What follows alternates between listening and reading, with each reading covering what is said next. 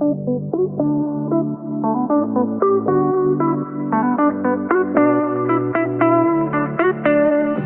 everyone, I'm Shauna and welcome to the channel and welcome to the first video in the back to school week series. Today I'm sharing with you part one of a two-part series on dorm life. In this video, I'll be sharing with you what you should avoid bringing, and quite frankly, most of the video is going to be geared towards that and why you should avoid them. And then we'll finish with what might be a good idea to at least consider, and your specific dorm situation and financial situation will determine what you do end up buying. I do have a checklist or a guide for some of the suggestions that I mentioned, and I've included so many other things. I think some things don't really need to talk about them, but they're a good jumping off point as like, you're packing for college, here are the things that you should consider, or yeah, I'm saying consider because not everything is going to be useful or practical to you, and hopefully that list will make sure you don't forget anything. I did forget my pillow when I moved in my first year. I also have a checklist for you if you're somebody who's moving into your first apartment. I know that's not what is advertised in this video, but I do have one down below. It's a first apartment checklist, and that's going to be available to you as well. I do just want to say that if you don't have the budget for some of these things, you don't need to buy them, and you can always buy things later or incrementally. There's a lot of advice out there that recommends to students to buy lots of furniture. Like I've seen recommendations, a lot of ottomans, Google and Amazon home products, a lot of tech and like appliances. And so much of the advice I've seen isn't all that practical and kind of assumes that students have deep pockets. It's expensive, but also a lot of videos make you feel like you need everything under the sun. University, period, without moving, without textbooks, is just expensive in itself, and you don't need everything under the sun. I lived in dorms for 3 years, once as a student and 2 as an RA. Typically called a resident assistant or resident advisor, but I've heard that term be called a lot of different things.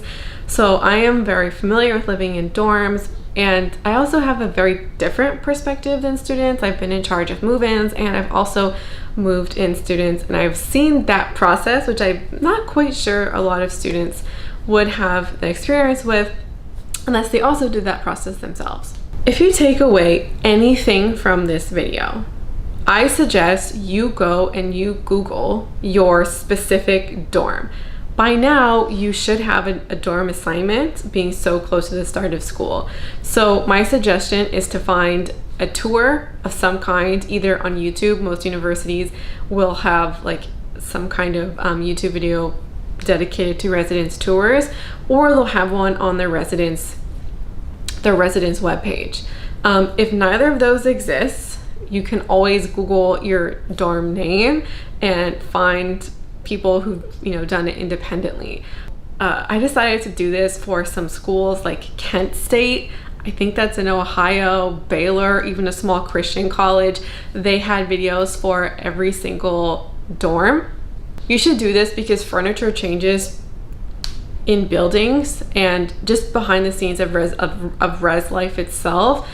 There were there's 12 dorms on campus, and maybe only 2 or 3 had like the same layout. Some had completely different furniture than others. Others might all, like 10 of the 12 dorms might have the same desk. The closet situation can change from building to building, and the size as well. So is your bed lofted? Is it a bunk bed? I learned that Kent State uses bunk beds for double rooms, something that never happened at my school. So you can see what the storage situation is like, and subsequently what you might need. A good recommendation that I have seen is for under bed storage, but your bed might not have that kind of space. You can see what space you're working with, what furniture is likely to be in there, and if you might need any additional furniture. And even if these videos are old, like 10 years old, one of the videos I looked at was from like 2006. the building hasn't changed. Now, I'm also going to recommend something that may not be like popular or desirable to do, but I think you should check out your residence handbook. And the reason why I suggest that is that most schools have a list of prohibited items that you cannot bring into your dorm. These things are typically hot plates, microwaves, sometimes a kettle. That one is the easiest to get around.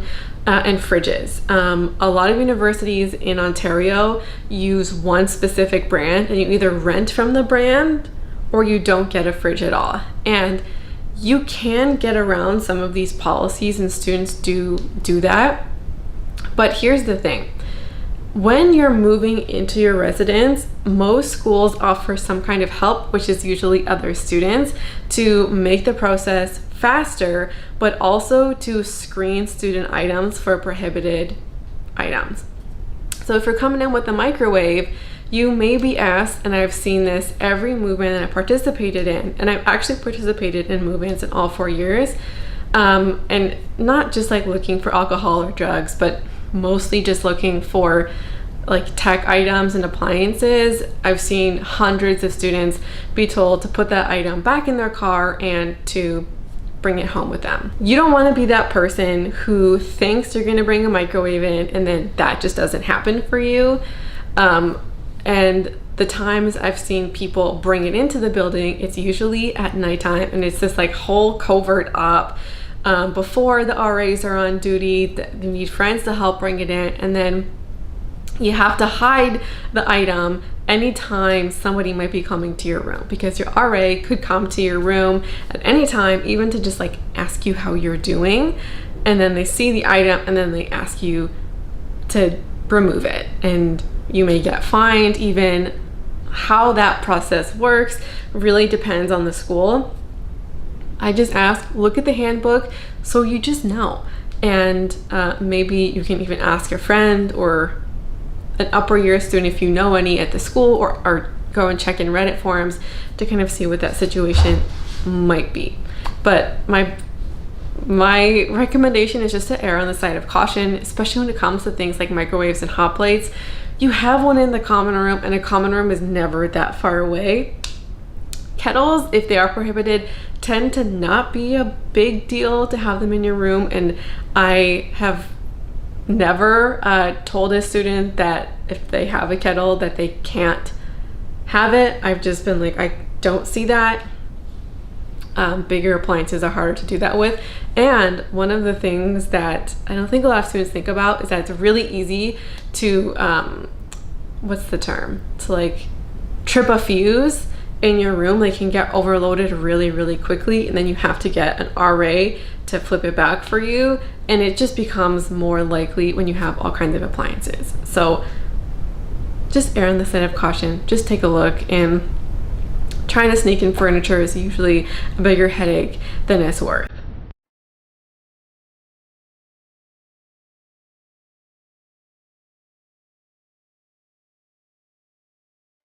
Now let's talk about more don'ts.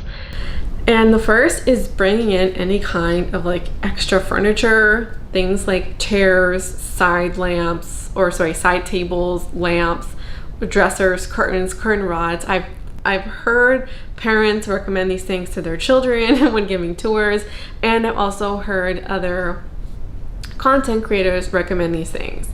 First of all, most dorms come with blinds, so you don't generally have to worry about that. And second, rooms are generally super small. You don't have room for extra furniture. The rooms I lived in for 2 of the years, there wasn't even room to like put a yoga mat down if I wanted to do yoga. So where are you gonna put your side table? There's generally not a lot of room. You might even have a lofted bed, not possible. The other thing is that my experience has shown me that you generally can't remove furniture from a room. So where are you gonna put that extra chair when you already have a small room and you want to have a different desk chair? It just becomes a bit of a challenge. And I also ask you, like, I'm not saying that you can't ever buy furniture Most of the time it's unnecessary and clutters the room. But if you are going to buy furniture, I ask you to think about what is going to be the life of this product, because you're only in a dorm for 8 months, 9 at the very max. I know some like US schools go back in August.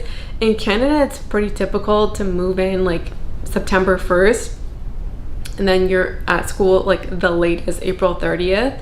So what's going to happen to this piece once you leave the dorm? Can it be reused in some kind of way? Could it be put back into your home if you move home? Could it be moved into an off-campus housing if that's what you so decide?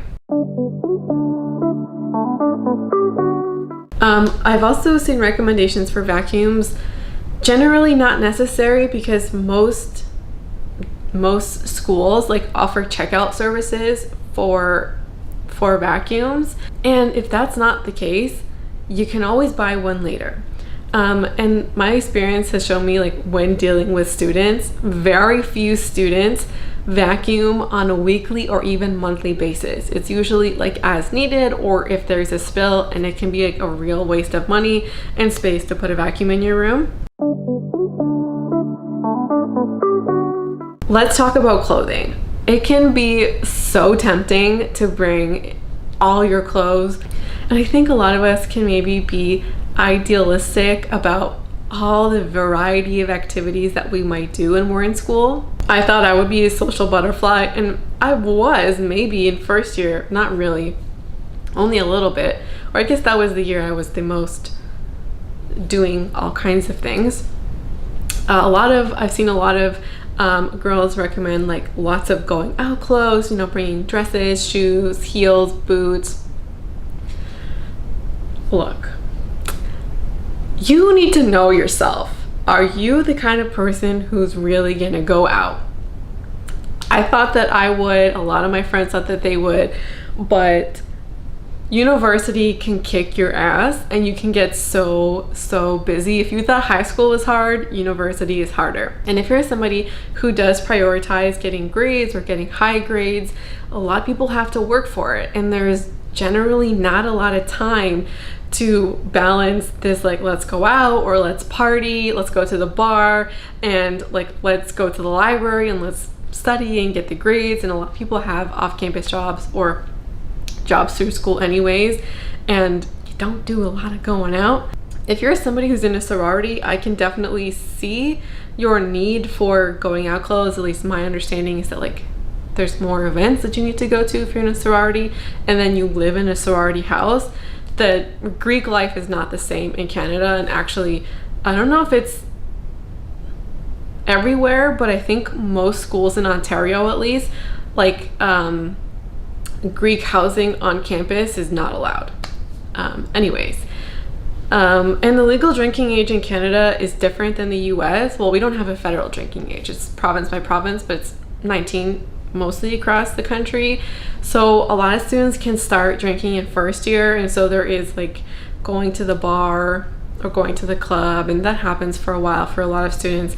But you generally aren't going out as much as you think that you will.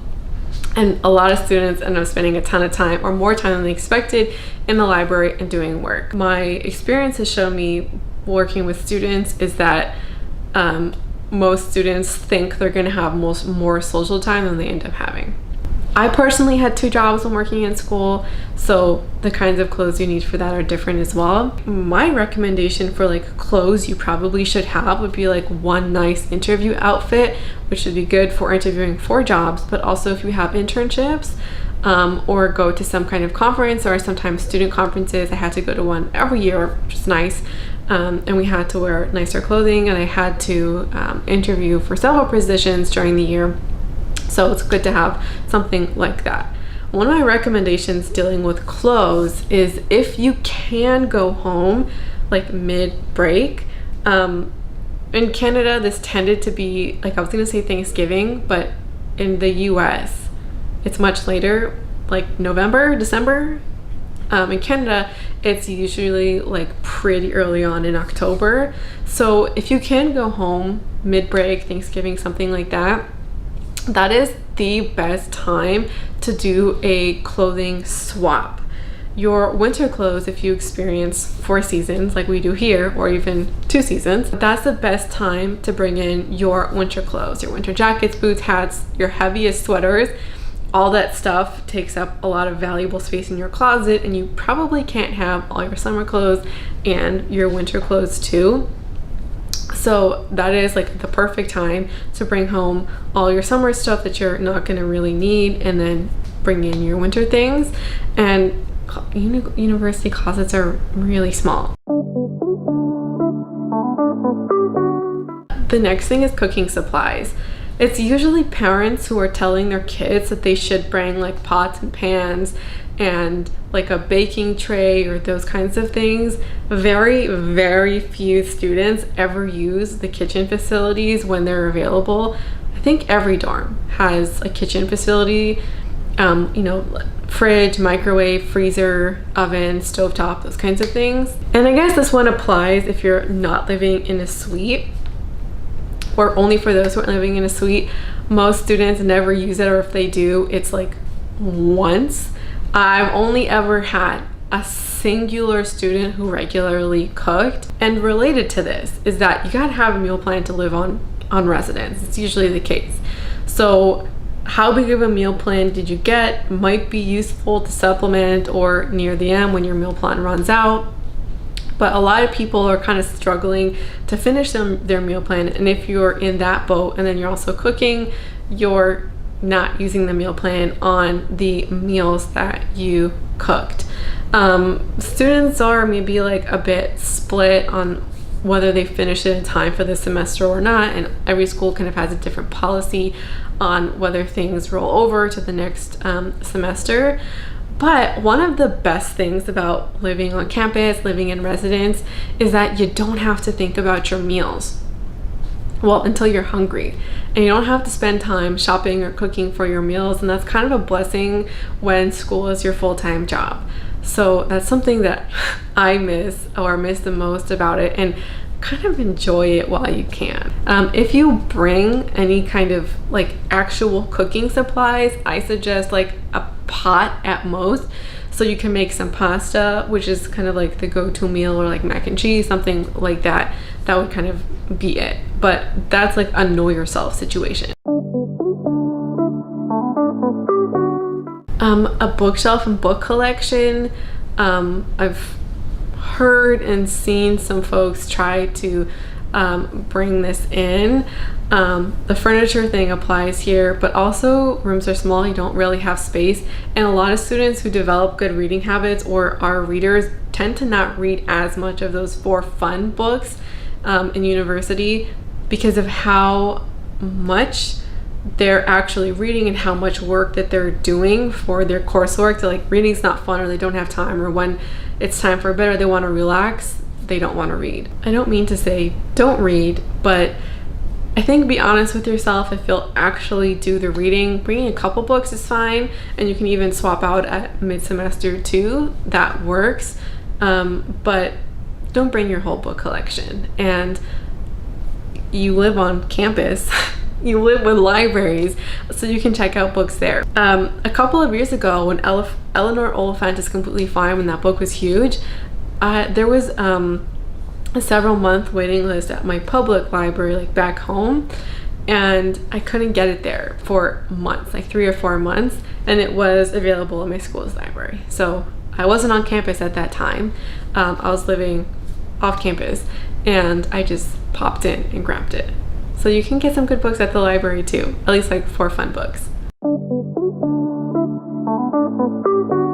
I want to talk about decor next. I think decor is a really great way to get excited about moving into your new space, and I think some DIYs are great, but there's a lot of videos out there who make students feel like they really gotta drop the coin on decor. They gotta buy plants and all kinds of pillows and decorative items, do a lot of decor, and like everything has to be decored out.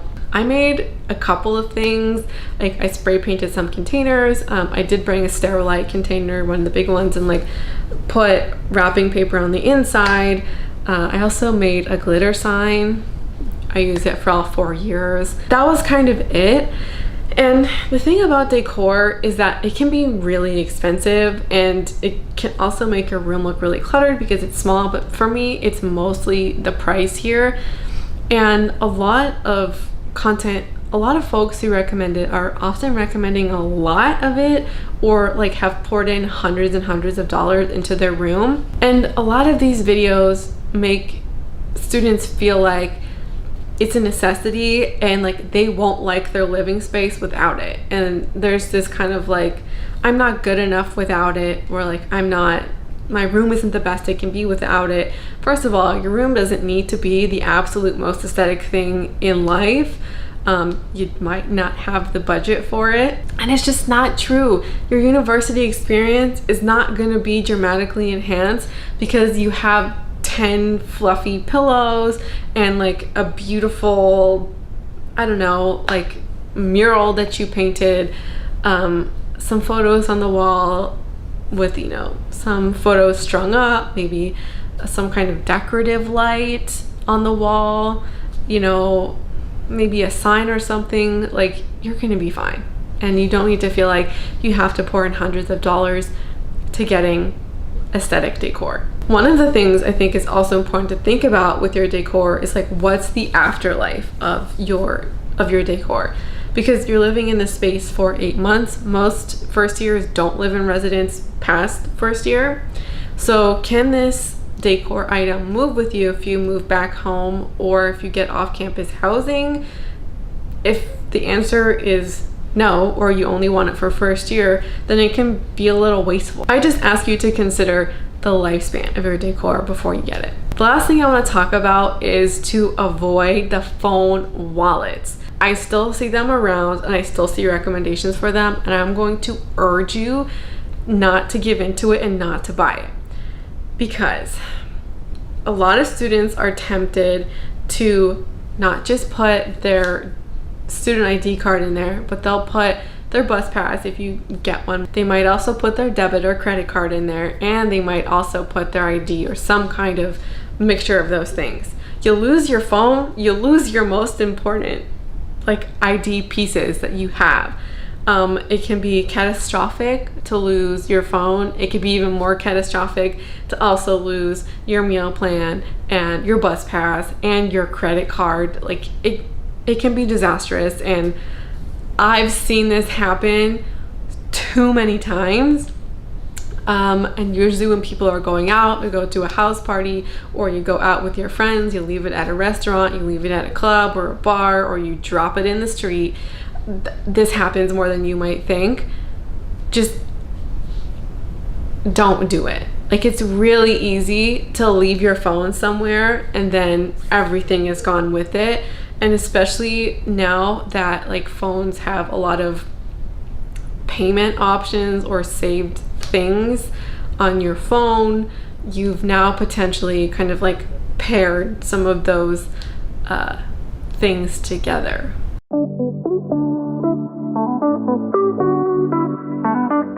All right, let's talk about the do's or suggestions. I totally recommend a printer and paper. I think it's worth the money. Whenever I lived off campus, I mean, like, I commuted and I had to print something off at school, it was always expensive and it just took a lot of time. Those places are busy. Do you really want to be late to class because you had to print something last minute? When I print something, it's always last minute. And I had to print a lot. I'm somebody who in undergrad, like, I read on paper, I didn't read electronically. Taking me a long time to get there. It can save you a lot of time and potentially a lot of money if you have to print everything, your syllabi, your journal articles, lots of things on there, and it's just kind of practical. So I totally recommend that. And you can also get used printers, so you don't have to buy something brand new. Let's talk about the shower situation. Don't be that person who's going into the shower barefoot. Please don't do it. It grosses me out. You should be grossed out too. Communal showers can be nasty. I've seen some unfortunate things in there. One of my duties as an RA was to do building sweeps every hour, which means going into every bathroom of both genders on every floor. I've seen a lot over the years. Don't do it. You know, make sure you bring your caddy and some towels and, you know, a shower cap. You got this. I want to talk about coffee for a second. Totally recommend, if you're a coffee drinker, to bring the French press, the mug, the kettle, and your coffee or tea products. If you're not a coffee drinker, your tea, and then also, you know, have some like milk or cream in the fridge if you're that kind of person. Now, if you are a coffee drinker and you're intimidated by the French press, don't be. Really simple.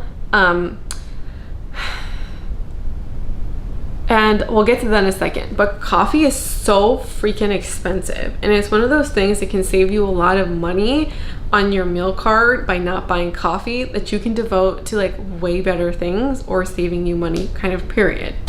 So I did a little math for you.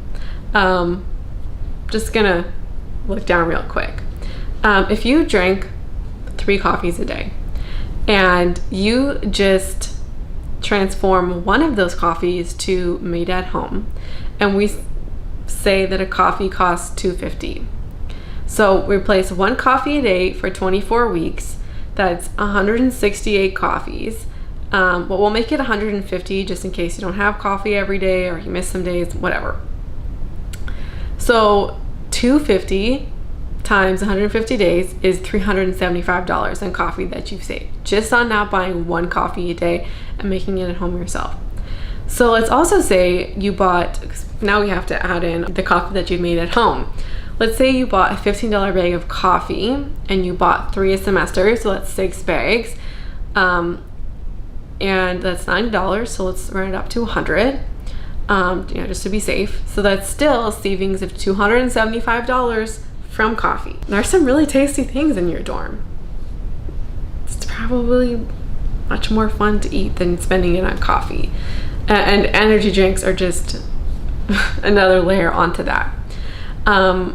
So it saves you money, and for me personally, it can be like you have an early class, you're going to class, now you also have to stop off for coffee on your way to class, and getting to your eating facilities, your cafeteria or your dining hall can be like, you might not be that close to it. It's just like, it's out of the way. It's out of the way. And anytime I have to go get coffee in the morning, I was late for class, or almost late for class, or I was like running with my coffee to class. So it just saves you time and it saves you money. So if you've never used a French press before, we're gonna have a quick moment for it. What you need to do is you get your French press. Look at my French press. She is freshly washed. It's Mr. Coffee. This is the same one I used in my first year. I'm still using it today, going strong. This is, I mean, it's on the larger size, but not the biggest out there. This makes about 2 cups all the way full. So probably something like 24 ounces. So you wouldn't need a full one of these if you're just making like 1 travel size. So you scoop in your coffee, you put in your boiling water to your desired point, and then you let it sit. You gotta let it sit for 5 minutes. If you can wait till 10, wait till 10, but not every day is a wait till 10 kind of day, if you know what I mean. And then you plunge your coffee all the way to the bottom, and then you pour. So easy. French press is typically seen as like one of the more superior ways of brewing coffee. It has a better taste. It's also like, it's much less messy than a drip coffee, and the only waste is your coffee grinds. There's no electronics for this. Like, you're golden, really easy to use. If you're not sure what coffee to buy, just go with the medium roast and start there. Or whatever coffee, I mean, if you're drinking coffee in university, you've probably had some before. Go to your favorite coffee shop, buy it from there, and use that as a jump. My particular favorite of the moment is Cafe Verona. It's a dark roast. I like my coffee black, and I like it bold, and you know how you take your coffee too. I do recommend like extra drawer space. Sterilite containers are pretty good for this. You probably don't have enough storage for all of your clothes and accessories or food or whatever you're gonna have in your dorm. So I think Sterilite containers are really great, and I use them all 4 years. A floor length mirror is kind of a must if you like checking your outfits. Not all bathrooms have a a full-length mirror. And even if they do you want to be that person who has to go to the bathroom to check out your outfit? For me, it's one thing to like go to the common room and like microwave leftovers, and it's another to have to go to the bathroom 5 times to check to see if your outfit's cute. Totally recommend door hooks, one for like your front door and one for your closet door if you have one. The front door you can use for like your coat and winter accessories, and then the one behind the door you can use for potentially like your purses or your bags if you don't have other storage for them, or for like your towels when they're drying, and then like your shower cap and your bathrobe, things like that. Definitely extra sheets in case you get sick or get your period, something happens. You don't want to necessarily go to the get things washed when you're sick or not feeling well. So I think an extra set of sheets is good. This one is a good but not a must. If you got like another pair lying around your house, bring them. If you have to buy them, think twice about what the budget is like, but I think it's a good idea. Extension cords, it's a no-brainer. At least bring one. Very challenging to plug in your printer, your phone charger, your computer charger, or your kettle, or your hair straightener, or your blow dryer, all with 2 plugs. It's a lot. Just bring an extension cord. Also, a mattress topper and a mattress protector. Everybody says that university bedrooms, university, I don't know why I blanked on the word. University mattresses suck. Get a mattress topper, worth the investment. And one of the things I did when somebody came over, my brother actually stayed with me one time, took the mattress topper off of the mattress and put the extra set of sheets on top of it, and then gave him the blanket that I had, and he slept on the floor. Not a great situation, but like the best when you live in a single. Just bring a mattress protector for your source of comfort. You don't know what's under there. You don't know what kind of mattress you're going to get, what kind of material it's made out of, how many people are slept on there. Can be a little nasty. Just bring the mattress protector. I would definitely talk to your parents if you live with them, or a family, for some of these things, because like your family may have extra sheets that are lying around your house. I know my parents did. They had extra mattress protectors, and they also had extra duvet covers, duvets, because at one point or another we've had different sleeping situations and we've moved. You know, my brother had his bedding back when we lived in this house, and so there was like one extra duvet cover floating around, and I was able to use it. I do recommend getting a duvet and a duvet cover over a comforter. Comforters can sometimes be washed, sometimes not, so that's kind of a gray area of whether that's possible.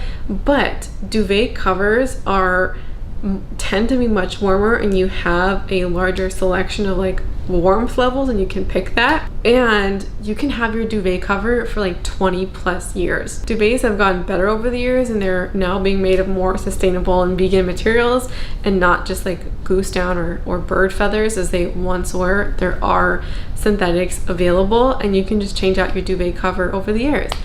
The one that I used up until I got my queen size bed had been around in the family for like 20 years, and it was working fine.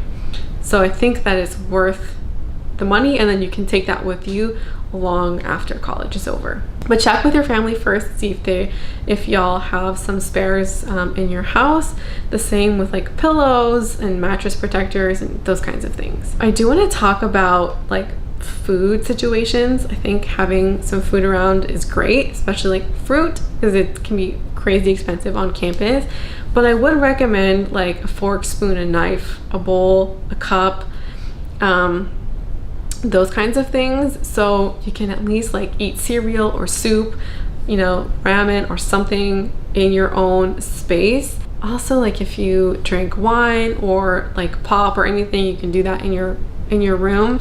I would think maybe about a cutting board in case you want to cut up some fruit. I always had like apples or pears and clementines in my fridge if they were in season, and I prefer apples to be cut up. So it's just like really simple to get one of each, so you can eat in your own room, and you can probably borrow some from your family and not have to buy some all on your own.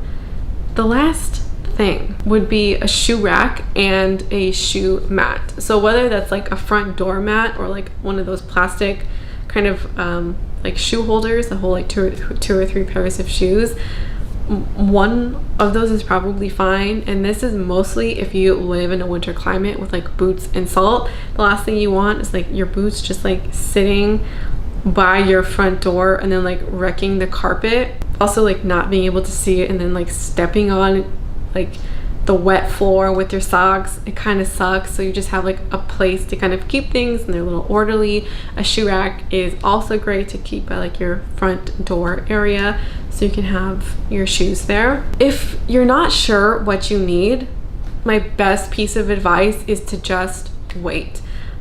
You might need a desk lamp. A lot of schools provides overhead light by the desk, whether it's like built into the desk itself or a desk lamp, but that might not be your case. You don't need to buy one going in because you can always get one when you move.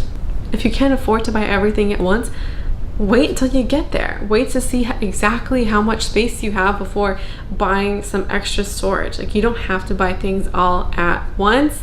University towns are called university towns for a reason. You're usually never too far from a store.